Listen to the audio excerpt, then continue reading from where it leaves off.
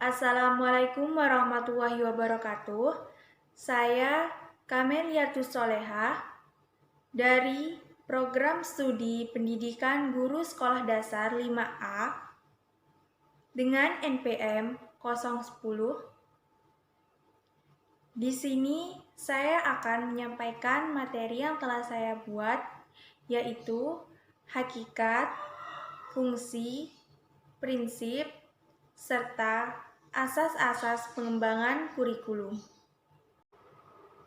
Yang pertama, di sini saya akan menjelaskan tentang hakikat atau pengertian kurikulum.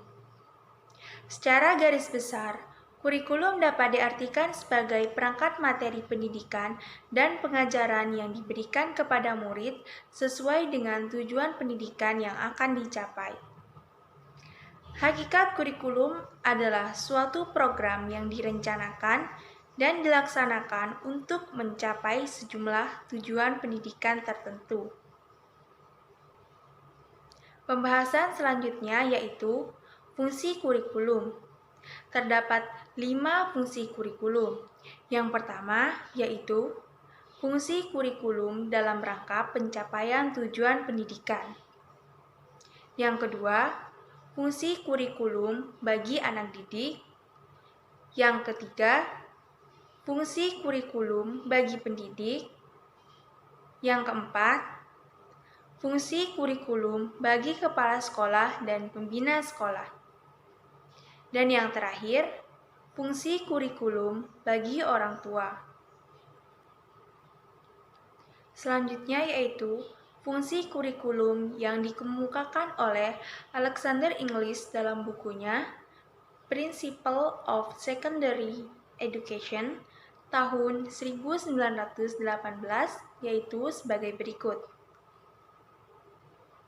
Fungsi yang pertama yaitu fungsi penyesuaian, yang kedua fungsi pengintegrasian, yang ketiga fungsi pembeda, yang keempat fungsi persiapan, yang kelima fungsi pemilihan, dan yang keenam fungsi diagnostik. Pembahasan selanjutnya yaitu peranan pengembangan kurikulum. Terdapat 3 peranan pengembangan kurikulum. Yang pertama yaitu peran konservatif.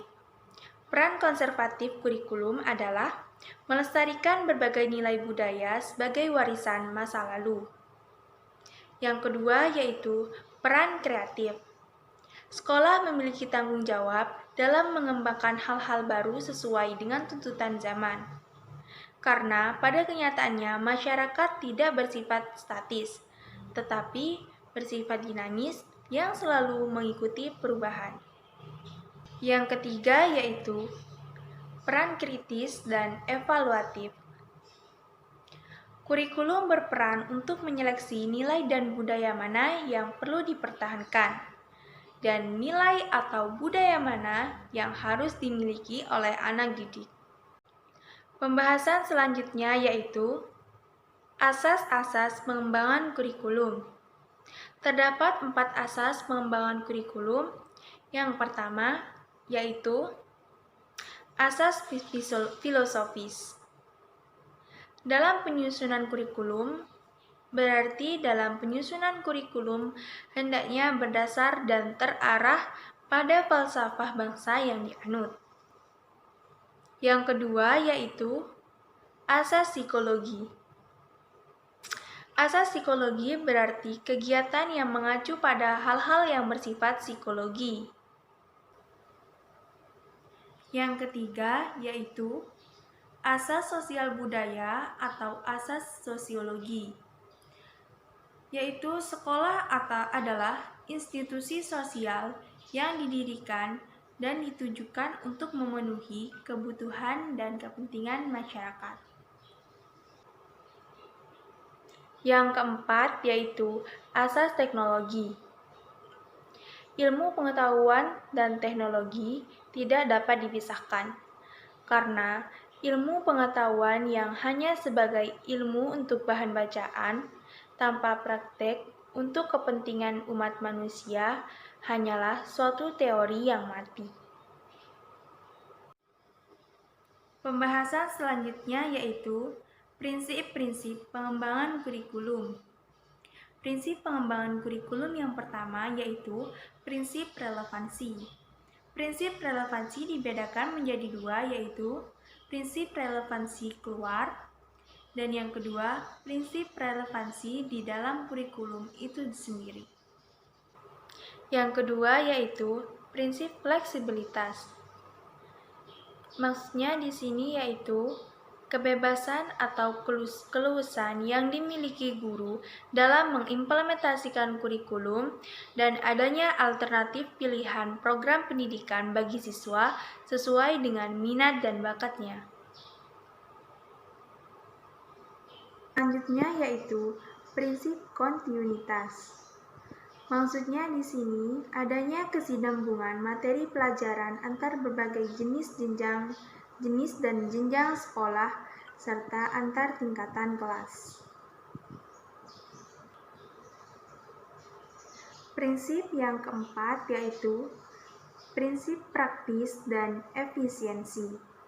Maksudnya di sini yaitu menggunakan alat-alat yang sederhana dan biayanya juga murah.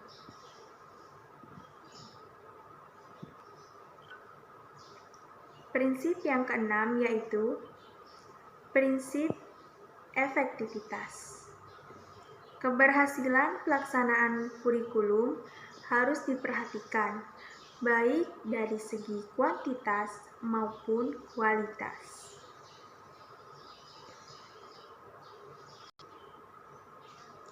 Prinsip yang keenam yaitu prinsip khusus.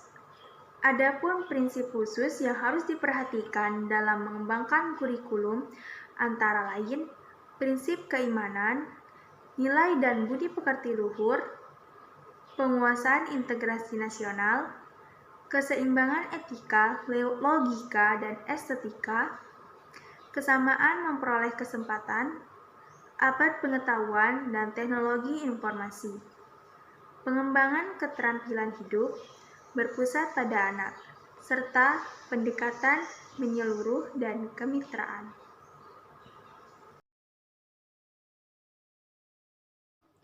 Demikianlah pemaparan materi tentang pengembangan kurikulum yang dapat saya sampaikan. Kurang lebihnya saya mohon maaf. Wassalamualaikum warahmatullahi wabarakatuh.